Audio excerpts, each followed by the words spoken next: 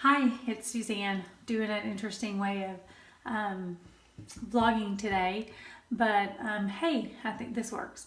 So anyway, I just wanted to come on because it is 5 days past transfer, and I'll tell you, I'll admit it, I am not one to wait and not do any kind of home pregnancy test because I think I've lasted until day 3, and then I started testing. So I wanted to show you guys that. But I think before I show you that, I'm not going to wait and tell you what the final result was.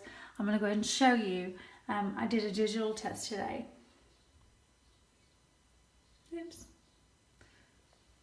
There we go. So there we have our answer. But I think it's kind of interesting to look at the progression of the test, particularly for those who are just completing a transfer. They kind of want to see what they might be able to expect. Everyone's a little bit different, of course, but I had some old expired pregnancy tests. I didn't go out. I wasn't like bad enough that I went out and I bought any. I had some. I found some. Because what I did is I ordered some pregnancy tests on Amazon and I said it to be delivered on, well, today, but it wasn't going to be delivered till later today. So I thought, well, you know what, that would at least keep me from testing too soon. But sure enough, what did I do? I found some old pregnancy tests that were in the cabinet. And I was like, oh my gosh, there's some right there from 2 years ago when I had Brianna. 19 months ago. But of course, when I was getting pregnant, actually it was even longer than that because Brianna's 19 months, 9 months to cook her, and then, you know, all that good stuff. So, but let me just show you the progression here. 3 days past my transfer, and this was, even though it was expired, I thought I would try it. You can kind of see a little bit of a line there, but actually on day 3, I saw nothing. I couldn't see anything. Then on day 4, late morning, you can kind of start to see a line develop. That may have even been early afternoon. Then a little bit later in the day, a couple hours later. Now the line's really starting to be obvious. And then this was today. So I saw that and I thought, okay.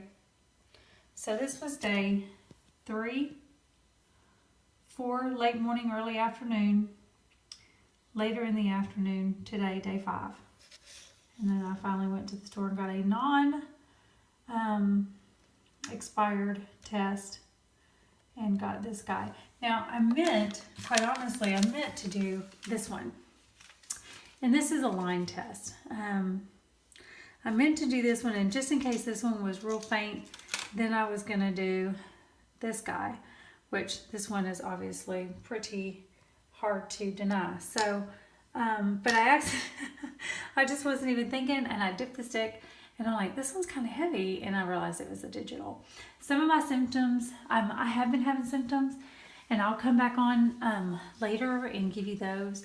But really, what I wanted to do is just kind of give you a little bit of an update of the days and the testing, you know, with 3, 4, 5 on there. And that was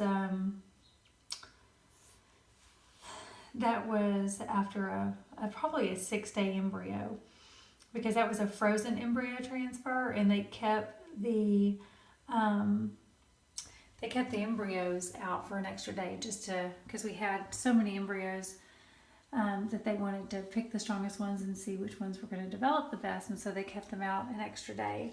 So they were really 6-day embryos, I would suppose, but I don't know if I'm showing it, but I am super excited. I mean, you know, we had the embryos tested, and of course all of them were healthy.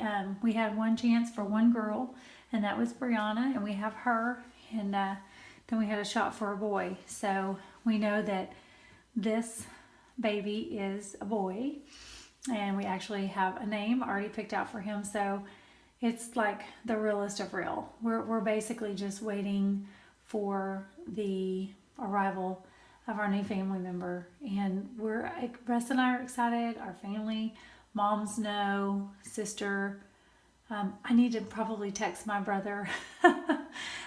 Boys don't really seem to get into this stuff as much as the women do, but I said boys and then women. I meant men and women. But I just got boys on the mind because I got a little boy cooking and I'm so excited. So good luck for everybody else out there who is going through transfers, about to go through a transfer during the 2-week wait. I know it can be just crazy. And for those that are not testing and waiting until your actual beta test, good for you. I've never been one to wait. Very impatient. But it can probably save you a little bit. I don't know if you can wait and it doesn't drive me. It would drive me insane. It really would. It would be too stressful. So now I know I can go on with my my days until I go back to the fertility clinic and find out what my beta numbers are. With Brianna, my beta numbers were very low. Very low. So much so that I remember them telling me to just be cautiously optimistic about the pregnancy. But the pregnancy went fine. So if you get low beta numbers, I mean, I know if I do, I'm not going to let that scare me because been there, done that, and everything turned out fine. So that's it. Hope you guys enjoyed seeing the sticks, and I'll check in with you later about the symptoms. Thanks. Bye.